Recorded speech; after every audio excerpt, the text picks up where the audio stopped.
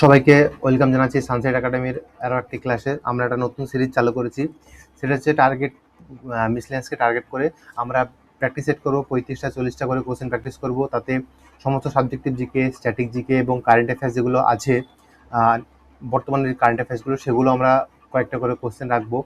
পুরো একটা কমপ্লিট একটা যে প্র্যাকটিসের, সেই প্র্যাকটিস সেট তৈরি করার চেষ্টা করেছি। আশা করছি তোমাদের ভালো লাগবে। তো চলো শুরু করছি। আর কি কত নাম্বার পাচ্ছ শেষে কিন্তু কমেন্টে জানাবে, কাউন্ট করবে। চলো শুরু করি। প্রথম প্রশ্ন, পশ্চিমবঙ্গের দীর্ঘতম নদী কোনটি? তিস্তা, ভাগীরথী, হুগলি, দামোদর নাকি জলঢাকা? আমরা সবাই জানি যে পশ্চিমবঙ্গের সবচেয়ে দীর্ঘতম নদী হচ্ছে ভাগীরথী হুগলি। এই ভাগীরথী হুগলি যদি আমি ডিস্টেন্সটা বলি তাহলে কিন্তু হচ্ছে 520 কিমি, তাই তো? আচ্ছা, আমরা যদি বলি দামোদরকে কি বলা হয়ে থাকে? দামোদরকে বলা হয়ে থাকে কিন্তু বাংলার দুঃখ, তাই তো? বাংলার দুঃখ বলা হয়ে থাকে। তিস্তাকে কিন্তু অনেক সময় বলা হয়ে থাকে কিন্তু ত্রাসের নদী, কেননা উত্তরবঙ্গে কিন্তু তিস্তা খুব ত্রাসের একটা কারণ বড়। ঠিক আছে, তো এই হলো আমাদের প্রথম প্রশ্ন। সবচেয়ে দীর্ঘতম নদী ভাগীরথী হুগলি, যার দৈর্ঘ্য হচ্ছে 520 কিলোমিটার। দামোদরকে বলা হয়ে থাকে বাংলার দুঃখ এবং তিস্তাকে বলা হয়ে থাকে বাংলার ত্রাস। যদিও বা দামোদরকে বাংলার ত্রাস বলা হয়ে থাকে, কিন্তু ত্রাসের দামোদরকে বাংলার ত্রাস বলে, কিন্তু তিস্তাকেও ত্রাসের নদী কিন্তু বলা হয়ে থাকে। আচ্ছা, দ্বিতীয় প্রশ্ন চলে যায়। সুন্দরবন কবে ইউনেস্কো ওয়ার্ল্ড হেরিটেজ সাইট হিসেবে ঘোষিত হয়েছে? 1987, 1997, 2001 নাকি 1990? আমাদের এখানে সঠিক উত্তর হয়ে যাবে কিন্তু 1987। যদি বলা হয়ে থাকে ইউনেস্কো ওয়ার্ল্ড হেরিটেজ সাইট কবে ঘোষিত হয়েছে, তাহলে 1987। আর দুটো জিনিস আছে, যেটা হচ্ছে 2001। 2001টা হচ্ছে কিন্তু বায়োস্ফিয়ার রিজার্ভ হিসাবে, ঠিক আছে, বায়োস্ফিয়ার রিজার্ভ হিসাবে কিন্তু ঘোষিত হয়েছিল 2001 সালে, এবং রামসার সাইট হিসাবে ঘোষিত হয়েছিল কিন্তু 2019 সালে। ঠিক আছে, 2019 সালে কিন্তু রামসার সাইট হিসাবে ঘোষিত হয়েছিল। ঠিক আছে, এই হচ্ছে সুন্দরবনের একটা হিস্ট্রি। আচ্ছা, পরবর্তী প্রশ্ন চলে যাই। পশ্চিমবঙ্গের রাজ্য পশু কোনটি? রয়্যাল বেঙ্গল টাইগার, মেছো বিড়াল, ভারতীয় হাতি নাকি একসঙ্গে গন্ডার? এটা খুব ইজি প্রশ্ন। আমাদের সবাই জানি মেছো বিড়াল বা ফিশিং ক্যাট হচ্ছে আমাদের পশ্চিমবঙ্গের জাতীয় পশু। জাতীয় যদি আমরা রয়্যাল বেঙ্গল টাইগার কথা বলি তাহলে আমাদের জাতীয় পশু। ভারতীয় হাতি যদি বলি তাহলে কিন্তু আমাদের এটি ন্যাশনাল হেরিটেজ অ্যানিমাল। ঠিক আছে, ইন্ডিয়ার ন্যাশনাল হেরিটেজ অ্যানিমাল হচ্ছে ভারতীয় হাতি, এবং একসঙ্গে গন্ডার হচ্ছে আসামের জাতীয় রাজ্য পশু। ঠিক আছে, আচ্ছা, লিখলাম না, পরবর্তী আর লিখলাম না, এটা জাস্ট বলে দিলাম। আচ্ছা, পশ্চিমবঙ্গের আর যদি রাজ্য জিনিসগুলোর ব্যাপারে বলি তাহলে আমাদের জুঁই ফুল হচ্ছে জুঁই ফুল বা হচ্ছে আমাদের জ্যাসমিন।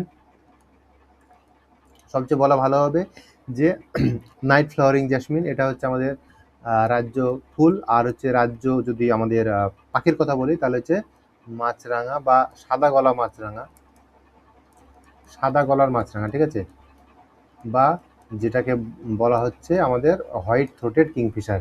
ঠিক আছে,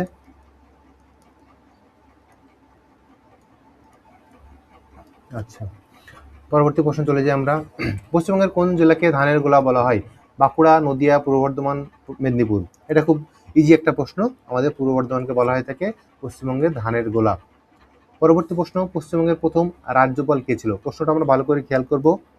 রাজ্যপাল বলেছে, পশ্চিমবঙ্গের প্রথম রাজ্যপাল সি রাজাগোপালাচারী, ডক্টর প্রফুল্লচন্দ্র ঘোষ, বিধানচন্দ্র রায় নাকি অমরেন্দ্র কুমার মুখার্জি?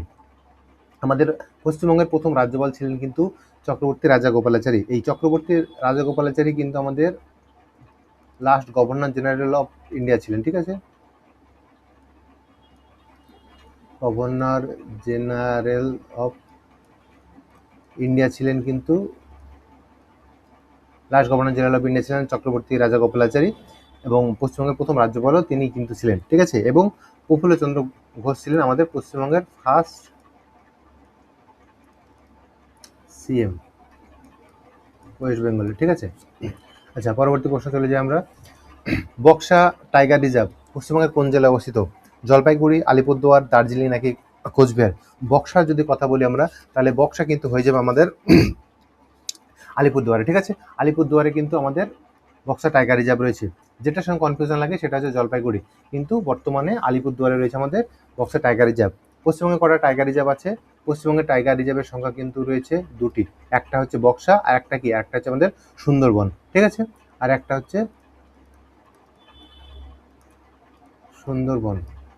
আচ্ছা, পরবর্তী প্রশ্ন, রবীন্দ্র সেতু বা হাওড়া ব্রিজ কোন নদীর উপর অবস্থিত? এটা ইজি কোশ্চেন, কিন্তু অনেক সময় মানে কি বলবো, ইজি কোশ্চেন ভুল হয়ে যায়, তাই জাস্ট ইজিও রেখেছি। কোন নদীর উপর? হুগলি, দামোদর, রূপনারায়ণ নাকি ইছামতি? সঠিক উত্তরটা হয়ে যাবে কিন্তু আমাদের হুগলি নদী, ঠিক আছে। আচ্ছা, পরবর্তী প্রশ্ন, পশ্চিমবঙ্গের সর্বোচ্চ শৃঙ্গ কোনটি? পশ্চিমবঙ্গের সর্বোচ্চ শৃঙ্গ সান্দাকফু, ফালুট, টাইগার হিল নাকি সবরগ্রাম? সঠিক উত্তরটি যদি হয়ে যাবে তাহলে হচ্ছে সান্দাকফু। সান্দাকফু হচ্ছে পশ্চিমবঙ্গের সর্বোচ্চ শৃঙ্গ, আর ফালুট হচ্ছে দ্বিতীয় সর্বোচ্চ শৃঙ্গ। সান্দাকফুর উচ্চতা হচ্ছে ৩,৬ছত্রিশ মিটার, ঠিক আছে।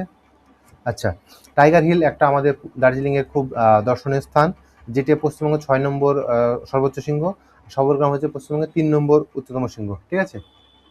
আচ্ছা, পরবর্তী প্রশ্ন, ছৌ ছৌ নৃত্য পশ্চিমবঙ্গ মূলত কোন অঞ্চলের জনপ্রিয় লোকনৃত্য? বীরভূম, বাঁকুড়া, পুরুলিয়া নাকি নদিয়া? ছৌ যখন বলেছে তখন পুরুলিয়া বাঁকুড়ার মধ্যে কনফিউশন লাগে, কিন্তু অ্যাকচুয়ালি সঠিক উত্তর হয়ে যাবে কিন্তু আমাদের পুরুলিয়া। পুরুলিয়া হচ্ছে সঠিক উত্তর, ছৌ নৃত্য হলে পুরুলিয়া।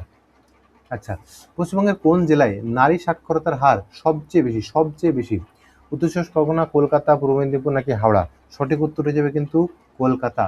যদি বলা হয় যে শুধুমাত্র নারী, কোন জেলায় নারী সাক্ষরতার হার বেশি, তাহলে কলকাতা। যদি বলা হয় যে পুরুষ মিলে উভয়ে সবচেয়ে মানে শিক্ষিতের হার ওটা কোথায় আছে, সাক্ষরতার হার কোথায় বেশি আছে, সেটা হচ্ছে কিন্তু পূর্ব মেদিনীপুরে, ঠিক আছে।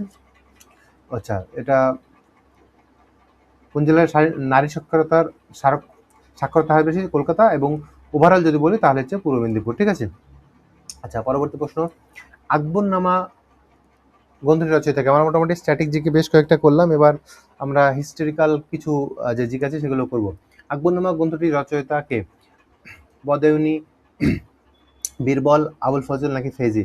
সঠিক উত্তর হিসেবে কিন্তু আমাদের আবুল ফজল, ঠিক আছে। আবুল ফজল সঠিক উত্তর, আকবরনামা গ্রন্থের রচয়িতা।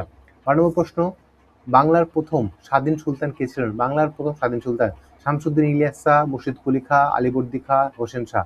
এরা দুজন তো সুলতান ছিলেন না, এরা তো নবাব ছিলেন, তাহলে এরা দুজন বাদ চলে গেল, থাকছে ইলিয়াস শাহ এবং হোসেন শাহ। সঠিক উত্তর হিসেবে কিন্তু আমাদের শামসুদ্দিন ইলিয়াস শাহ। সে কোন বংশের প্রতিষ্ঠাতা ছিল? সে ছিল ইলিয়াস শাহী বংশ, ঠিক আছে। আচ্ছা, 13 নম্বর প্রশ্ন চলে আসি, কৈবর্ত বিদ্রোহ নেতা কে ছিলেন? শশাঙ্ক, ধর্মপাল, রামপাল নাকি দিব্য বা দিব্যক? এখানে কিন্তু সঠিক উত্তরটি হয়ে যাবে কিন্তু দিব্য বা দিব্যক। কার বিরুদ্ধে লড়াই করেছিল বা কার সময় লড়াই হয়েছিল, সেটা হবে কিন্তু পাল বংশের দ্বিতীয় মহিপালের সময়, ঠিক আছে। ভার্সেস কার সঙ্গে হয়েছিল? দ্বিতীয় মহিপালের টাইমে কিন্তু এই তার সঙ্গে কিন্তু কৈবর্ত বিদ্রোহ শুরু হয়েছিল, এবং এই যে দিব্য বা দিব্যক, তিনি কিন্তু মহিপালকে পরাজিত এবং নিহত করেছিলেন।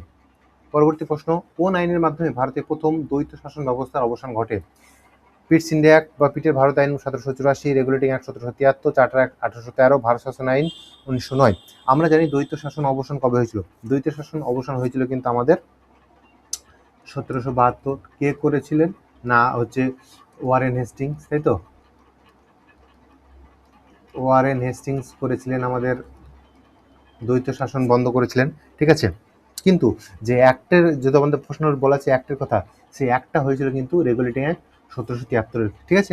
যদি সাল বলা হয় বা কে করেছিল তাহলে 1772 ওয়ারেন হেস্টিং, কিন্তু যদি অ্যাক্ট বলা হয় যে কোন অ্যাক্টের মাধ্যমে সেটা অবসান ঘটানো হয়, তাহলে কিন্তু আমাদের কি বলছে রেগুলেটিং অ্যাক্ট 1773। অ্যাকচুয়ালি 1772 সালে ওয়ারেন হেস্টিংস ইস্ট ইন্ডিয়া কোম্পানির আদেশ অনুযায়ী দ্বৈত শাসন অবসান করে দিয়েছিল, কিন্তু অ্যাক্ট এসেছিল 1773, ঠিক আছে। আচ্ছা, পরবর্তী প্রশ্ন, স্বরাজ আমার জন্মগত অধিকার এবং আমি তা অর্জন করবই, এই বিখ্যাত উক্তিটি কার? মহাত্মা গান্ধী, বালগঙ্গাধর তিলক, সুভাষচন্দ্র বসু নাকি বিপিন চন্দ্র পাল? সঠিক উত্তর হয়ে যাবে কিন্তু আমাদের বালগঙ্গাধর তিলক। বালগঙ্গাধর তিলকের সেই বিখ্যাত উক্তি, স্বরাজ আমার জন্মগত অধিকার এবং আমি তা অর্জন করবই। আচ্ছা, পরবর্তী প্রশ্ন, ভারতীয় সংবিধানের কোন ধারায় অস্পৃশ্যতা দূরীকরণের কথা বলা হয়েছে? 17, 18, 14 নাকি 19 নম্বর? সঠিক উত্তরটি হয়ে যাবে কিন্তু আমাদের আর্টিকেল 17। আর্টিকেল 17-তে অস্পৃশ্যতা দূরীকরণ বলা হয়েছে, অ্যাবলিশন অফ আনটাচেবিলিটি, অস্পৃশ্যতা দূরীকরণের কথা বলা হয়েছে 17 নম্বর ধারাতে, ঠিক আছে। আচ্ছা, পরবর্তী প্রশ্ন, লোকসভার স্পিকার পদত্যাগ করতে চাইলে কার কাছে পদত্যাগ জমা দেন? ভালো করে প্রশ্ন বুঝতে হবে, লোকসভার স্পিকারই যদি পদত্যাগ করতে চায় তাহলে কার কাছে পদত্যাগ দেবেন? রাষ্ট্রপতি, প্রধানমন্ত্রী, উপরাষ্ট্রপতি নাকি লোকসভার ডেপুটি স্পিকার? সঠিক উত্তরটি হয়ে যাবে কিন্তু লোকসভার ডেপুটি স্পিকারের কাছে, তিনি কিন্তু তার যে পদত্যাগ পদত্যাগপত্র জমা দেবেন। এবং এই যে আর্টিকেলটা, সে আর্টিকেলটা হচ্ছে কিন্তু 94 বি। ঠিক আছে, অত গুরুত্বপূর্ণ না, কিন্তু জাস্ট বলে রাখলাম। ঠিক আছে। আচ্ছা, পরবর্তী প্রশ্ন, ভারতের পরিকল্পনা কমিশনের পরিবর্তে কোন সংস্থা গঠিত হয়েছে? পরিকল্পনা কমিশন মানে হচ্ছে আমাদের প্ল্যানিং কমিশন। ঠিক আছে, প্ল্যানিং কমিশন।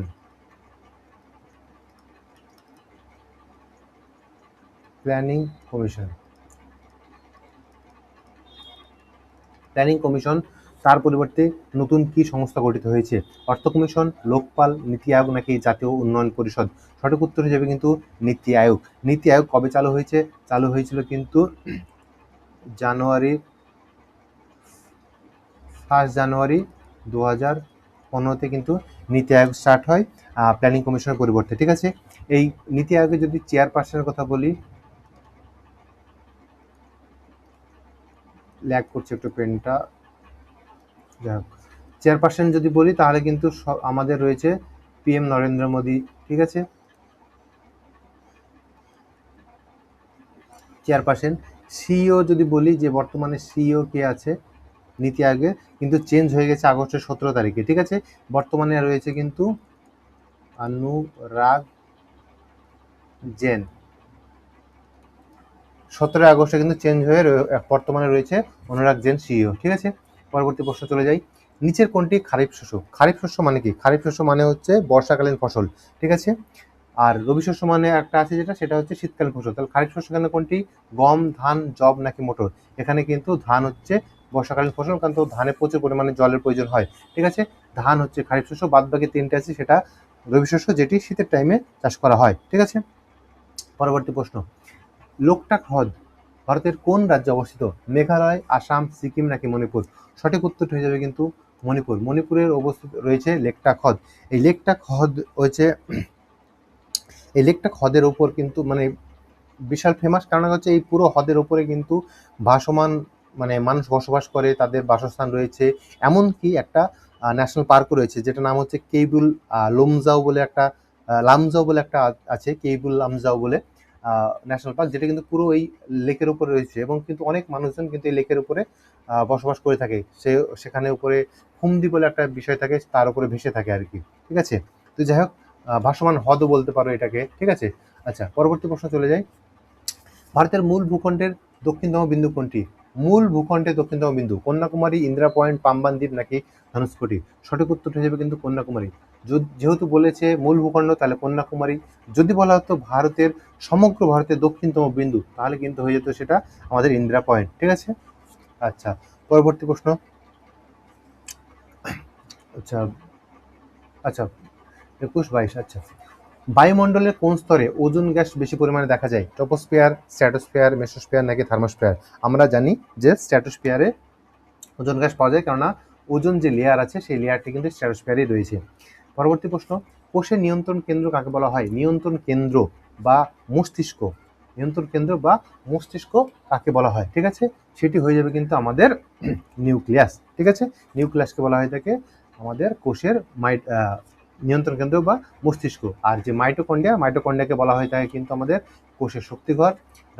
লাইসোজোমকে বলা হয় কোষের আত্মঘাতী থলি। ঠিক আছে, আচ্ছা, পরবর্তী প্রশ্ন চলে যাই। পিত্তরস মানবদেহের কোন অঙ্গ থেকে উৎপাদিত হয়? অগ্ন্যাশয়, যকৃৎ, প্লীহা নাকি বৃক্ক? সঠিক উত্তর হবে কিন্তু যকৃৎ বা লিভার থেকে কিন্তু পিত্তরস নির্গত হয়। আচ্ছা, পরবর্তী প্রশ্ন, সাধারণ লবণের রাসায়নিক নাম কি? সাধারণ লবণ sodium chloride, calcium carbonate, sodium carbonate নাকি ম্যাগনেসিয়াম সালফেট? সঠিক উত্তরটি হয়ে যাবে কিন্তু সোডিয়াম ক্লোরাইড। সোডিয়াম ক্লোরাইডের হচ্ছে NaCl, সোডিয়াম ক্লোরাইড। ঠিক আছে, বাকিগুলো যদি বলি যে সোডিয়াম কার্বনেট, সোডিয়াম কার্বনেট মানে হচ্ছে Na2CO3, সোডিয়াম কার্বনেট যেটা হচ্ছে কাপড় কাচা সোডা, কাপড় কাঁচা সোডা, এটা হচ্ছে সোডিয়াম বাইকার্বনেট। সোডিয়াম কার্বনেট যদি বলি,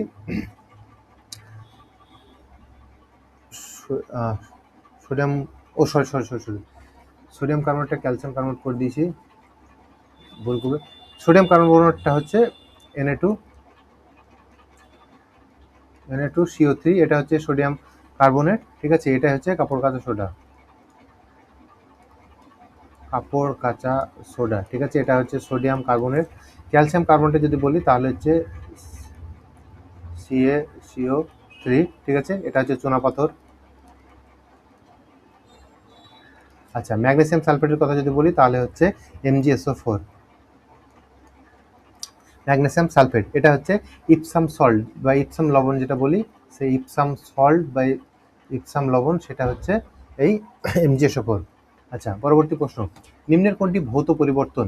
আচ্ছা, ভৌত পরিবর্তন প্রশ্ন আগে একটা বলে দিই, ভৌত পরিবর্তন হয় একটা, রাসায়নিক পরিবর্তন একটা হয়। ভৌত পরিবর্তন কি?